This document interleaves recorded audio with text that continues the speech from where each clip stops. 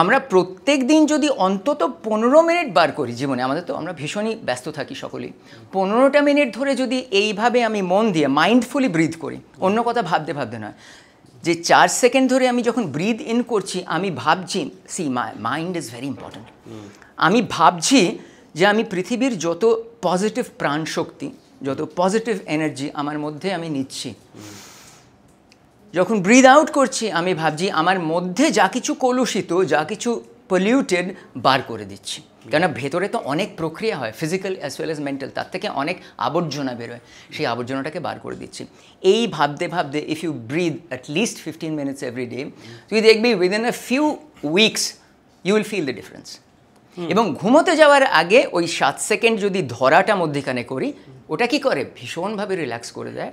Only একটা জিনিস মনে রাখবেন, যাদের প্রেশার আছে, যারা প্রেশার আছে, হাই প্রেশারে ভোগে যারা, তারা কিন্তু এই 7 সেকেন্ডে ধরে রাখাটা করবে না, তাতে কিন্তু প্রেশারটা একটু বেড়ে যেতে পারে।